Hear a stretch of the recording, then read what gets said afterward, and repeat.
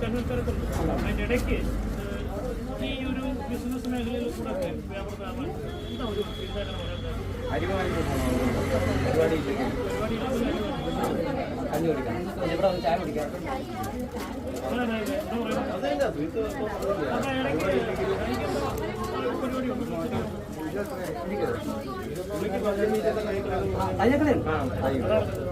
തയ്യക്കട അത് നമ്മുടെ ചുറ്റുമായിട്ട് ബന്ധപ്പെട്ട പേരായിട്ട് മനസ്സിലെ ടീച്ചറുടെ തയ്യക്കട അത് നമ്മുടെ റാണി റൂട്ടിലാണ്. റാണി പത്തനംതിട്ട റൂട്ടിലാണ്. ബ്ലോക്ക് ബൈക്കും കുഴപ്പമില്ല. വർക്കുണ്ട്. അത്യാവശ്യം നല്ല കൃഷിക്ക്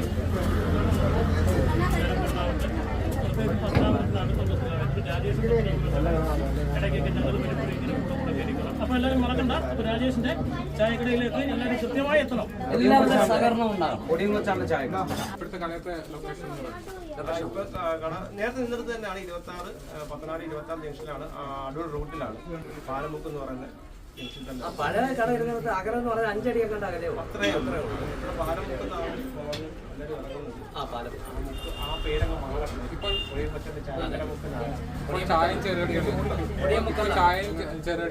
ചായ ചെറുകടി രാവിലെ ദോശ ഇഡ്ഡലി ഉണ്ട്. ഇനിയിപ്പോൾ ഞങ്ങൾ ഈ ഒരു 4 ദിവസം കഴിഞ്ഞ ഉടനെ കഞ്ഞിയും കപ്പയും ഉച്ചയ്ക്ക് അതുകൂടെ വരുന്നുണ്ട്. പിന്നെ പുട്ട് രാവിലെ അങ്ങനെ കുറച്ച് വരുന്നുണ്ട്.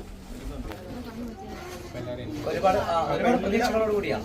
പ്രതീക്ഷയോടാണ്. അപ്പൊ എല്ലാവരും പ്രിയപ്പെട്ടവർ എല്ലാവരും ഹൃദയപൂർവ്വം സ്വാഗതം ചെയ്യുന്നു. വരിക ഓർഡർ വൈകുന്നുണ്ട്.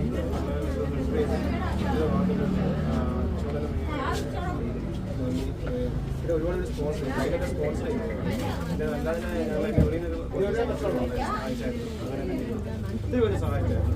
ഒരുപാട് പേര് ഇപ്പോൾ ഉൾക്കടം പോസ്റ്റ് ചെയ്യാറുണ്ട്. ദൂരേന്ന് വരെ കരുനാഗപ്പള്ളി, ചെന്നൈയിലുണ്ട്, കൊല്ലത്തിന് ഗവർണറൊക്കെ ആൾക്കാരുണ്ട്. എല്ലാം ഒരുപാട് നന്ദിയൊക്കെ അറിയിക്കുകയാണ്. ഒരുപാട് സന്തോഷം. നേരത്തെ സഹകരിച്ച് അത് ഇനിയും സഹകരിക്കുക. എനിക്ക് എൻ്റെ സ്ഥാപനത്തിൽ മാത്രമല്ല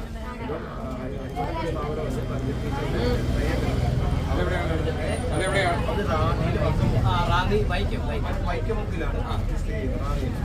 അപ്പം അതുമല്ല അവിടെ തയ്യൽ മാത്രമല്ല വലിയ ബിസിനസ്സുണ്ട്. എല്ലാ ഐറ്റംസും ഉണ്ട്. കൊച്ചി